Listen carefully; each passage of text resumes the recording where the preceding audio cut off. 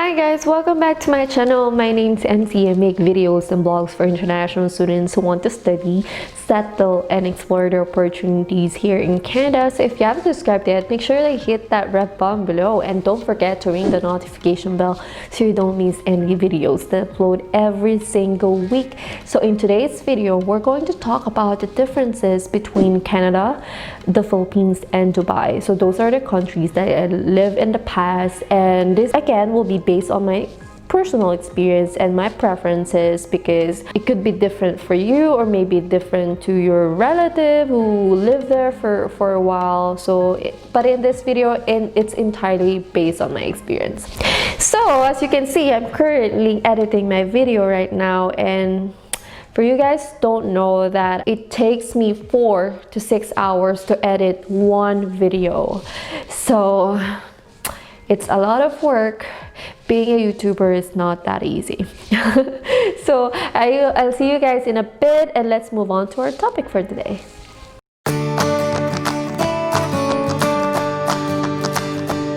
So the first thing that I noticed is the tax system. So in the Philippines, I wasn't familiar with taxes there because I only worked there for 6 months pretty much, and I didn't notice how much the tax payments they took out of my paycheck. But I did my research and I found out that the tax rate in the Philippines start from 5% and goes 32%.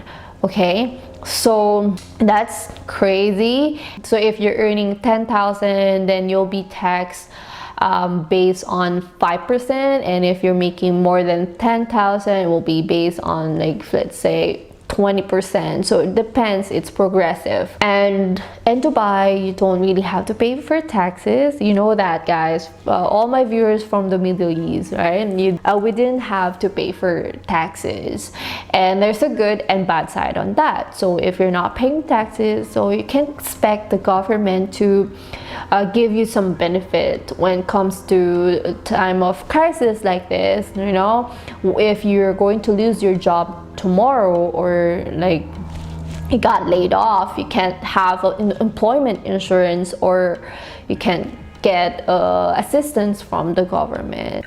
You're not paying for taxes, then you might have to, separate some savings for rainy days like this. Here in Canada, you have to pay for taxes. They have federal tax and provincial. But for federal, pretty much the tax system here in Canada, if you're making from, like, say under 48,000, you'll be taxed based on, let's say, for example, this is only an example, okay, 15%. And then over 48,000, you'll be taxed basically 20.5%. So that's 49 to 97,000 salary per year. The way it works is, like, if you're making 55,000 per year, and then the first 48,000 will be taxed based on 15%. That's the first level. And then the difference of the salary, let's say the difference between 55,000 and the 48,000, that will be taxed based on the second level, which is the 20.5%. So not everything will be taxed on the next level, on the 20.5%. The first half will be on the 15%, and then the difference will be on 20.5%. So that's how the tax system works here in Canada. Next one is the healthcare. So in the Philippines, I think we have universal healthcare called PhilHealth. And I didn't use it when I was in the Philippines, but I remember if I have to go to a doctor, if I have to see a doctor, like just a regular checkup, you still have to pay for that. It's not free. So the healthcare system in the Philippines, it's not that great.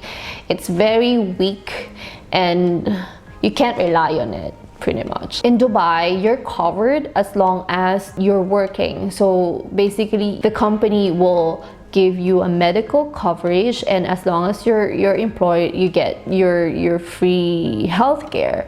But again, there's an extent where you have to pay for your own healthcare expenses. So you can't rely on it, right? So that's the reason why I move out of Dubai. I have to be secured, basically. So reason why I moved here to Canada is healthcare here is free. But there's a misconception on that, because when you say free, not everything is free.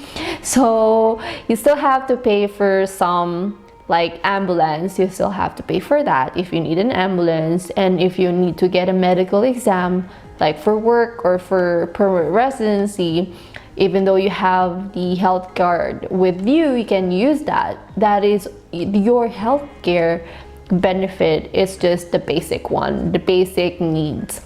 But if you need dental and ophtha for your eyes, and you need to have an extended medical benefits, and that is being offered by the company that you're working at. Most employers are giving their employees to have that as part of their benefits. So I have that, and Felix has that as well. So we have an extended medical coverage that will cover our dental and our opta, and as well as the prescribed drugs. So yeah, so drugs are not free here. So some medications are not free. They're not going to cover everything, but once you have that extended medical benefits, then they will pretty much cover everything. So that's the misconception, guys, that not everything is free. You still have to pay something. But yeah, but pretty much if you're going to compare it with other countries, like third world countries like us, like the Philippines, it's way better here in Canada. Next one is the transportation. So to all my Filipino viewers, you will agree on me, right, that it's not reliable in the Philippines, because the LRT is always broken, and then you're always stuck in traffic, and the jeepneys and tricycle drivers, they're always picking up passengers anywhere they want. Although the government is trying to have a designated area where you can pick up passengers and drop off passengers, like people are not disciplined in the Philippines. That's what I feel like. This is my own opinion again, guys. So I've been away from the Philippines for almost, I think, 8 years now, so I'm not sure, maybe it's different now, but I remember when I was there, everything is just a mess. So when I moved to Dubai, that's what I miss in Dubai. You don't have to buy a car in Dubai, because the transportation is one of the best, I guess I could say. So transportation, it's on time, and then you can get buses from point A to B. You don't have to worry on that. And I lived there for 6 years, and I didn't feel any urge of buying my own car. I just live like taking the Dubai Metro and buses. And also the company that I work at before, they have free transportation. So we have a van that drop off all the employees to their like designated area. So here in Canada, the transportation depends on where you are. So if you're in the main cities like Toronto or Vancouver area, you can find subways and trains and buses, and they're pretty much reliable. But if you go outside of those cities, if you say like you live in Newfoundland or in Prince Edward Island, then you might have to buy a car, because the bus timings in those provinces, they only go like from 7 a.m. to 7 p.m. and then after that you have to arrange your own transportation, pretty much ask your friend to pick you up. But yeah, you just have to consider buying your own car, especially during winter. It's just gonna be so hard for you to go to work or to go to school if you don't have your own car. So next one will be the childcare benefit. So it's not comparable with third world country like the Philippines. In the Philippines, you don't get this kind of benefits like childcare benefits or employment insurance benefits. We don't have that in the Philippines. In Dubai, of course, you're not paying taxes, so you're not getting that as well. So this is like one of, not the main reason, but it's good to have like an add-on. Once you move here to Canada, your kids will get some benefits, and you as well. If you lost your job, you get an employment insurance. And then for kids, so it depends on your net income, your status, if you're married, if you're single, and the age of the kids. If they're under 6 years old, they will get around 6,000 pretty much per year per child, guys.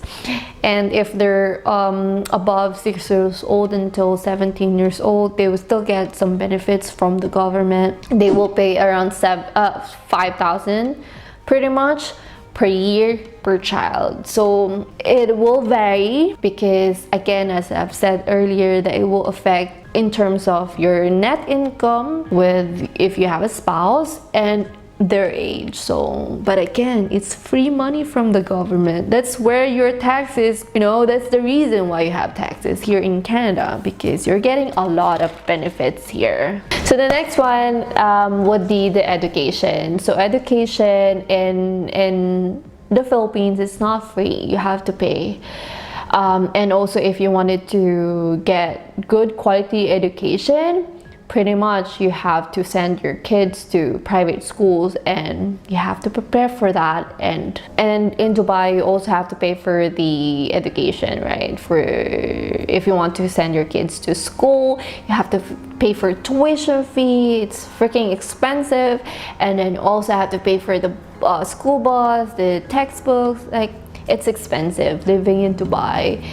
Although you're getting huge amount of salary, and you know, you don't have to pay for your taxes, but then education is not free, so sucks. But here in Canada, education is completely free from primary to secondary high school, and you don't have to pay for the uniform because there's no uniform here, and you don't have to pay for textbooks because most of the schools here in Canada provide the textbook. You just have to return it once you're done, and yeah, it's free. So that's good. That's the one of the main reasons why I moved here to Canada, and I like it because this is like ideal for families, like, or people that wanted to have a kid, because you don't have to worry about like tuition fee for your children. But then for college, if you have to send your children for college, this is what I discovered with my friends here in Canada. They're not Filipino though, that like parents are not obliged, or it's not your responsibility to pay for your kids' college tuition fee. Because at first, before, I was thinking, okay, I have to save money for my son because I want my son to go to university or college. You know, I wanted to save up money now. And then she said, no, you have to like let your son get the student loan, so he will build his own credit history. And I was like, makes sense, but I don't like the loan part. But I think it makes sense to build your son's credit history. And the student loan here in Canada is not, as far as I know, it doesn't have an interest. You just have to pay it off once you start working. Yeah, so that's something that I learned here in Canada, and I feel like I have to change the way I look at it, because how, like, the way I grew up in the Philippines, like my parents pay off my university tuition fee, and I was brought up like that. So now I was under the impression that I have to do that to my kids or to my son. And then yeah, someone just explained it to me, and also Felix told me that like the kids have to go once they're 18th, once they're 20, they have to be independent and be responsible enough for their own expenses. I think that's like our culture, you know, in the Philippines. And most of Asian, I think Asian families are doing this, right? So if you guys like this video and if you find it helpful at least, and if you like it, give it a thumbs up, and I'll see you to the next one, guys. Bye.